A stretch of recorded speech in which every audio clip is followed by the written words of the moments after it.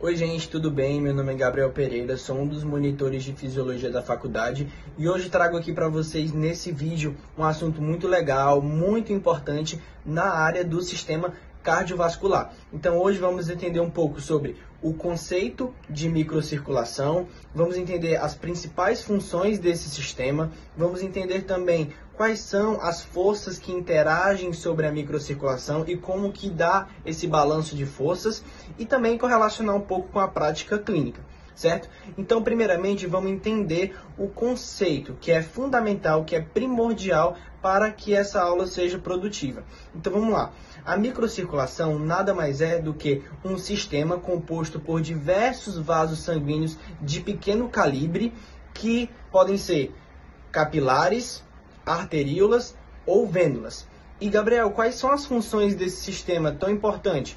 O sistema da microcirculação apresenta funções de realizar trocas gasosas, troca de nutrientes e trocas de alguns outros resíduos que restaram entre o capilar sanguíneo, esses vasos sanguíneos, e o interstício, que no caso são os tecidos do corpo humano. Essas são as principais funções da microcirculação.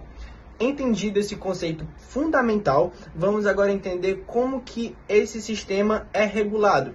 Esse sistema ele é regulado basicamente através de duas grandes forças, a força hidrostática e a força oncótica. Vamos falar primeiro da força hidrostática, da pressão hidrostática. A pressão hidrostática ela pode ser subdividida em duas principais. A pressão hidrostática capilar, que age a nível capilar, e a pressão hidrostática intersticial, que age lá no tecido do corpo humano. Então, o que acontece? Vamos falar primeiro da pressão hidrostática capilar. A pressão hidrostática capilar nada mais é do que uma força que o sangue exerce sobre a parede do capilar, certo? Então, podemos dizer que sim, resumidamente, que é uma força que empurra o fluido, o líquido que está dentro do capilar para fora, que atinja o interstício. Em contrapartida, a pressão hidrostática intersticial, que atua lá a nível tecidual, ela vai fazer o contrário, ela vai fazer com que estivesse empurrando o líquido do interstício para dentro do capilar, fazendo com que faça uma força do fluido para a parede externa do capilar, tentando realmente empurrar esse fluido para dentro do capilar. É uma força totalmente contrária.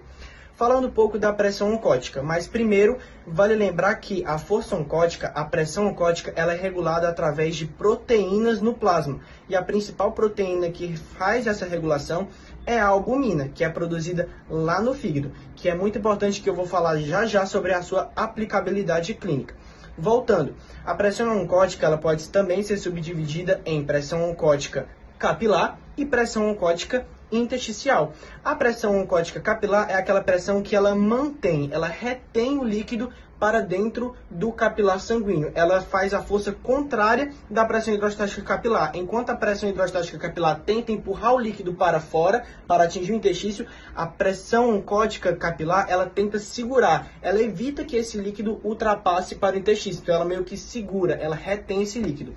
Já a pressão oncótica intersticial, ela também tem a sua função de reter. Ela faz com que, contrário à pressão hidrostática intersticial, que no caso vai tentar empurrar o líquido para o capilar, mas a pressão oncótica ela faz a força contrária e evita que esse fluido ultrapasse do interstício para o capilar, fazendo assim uma retenção do líquido para que ele fique dentro do interstício.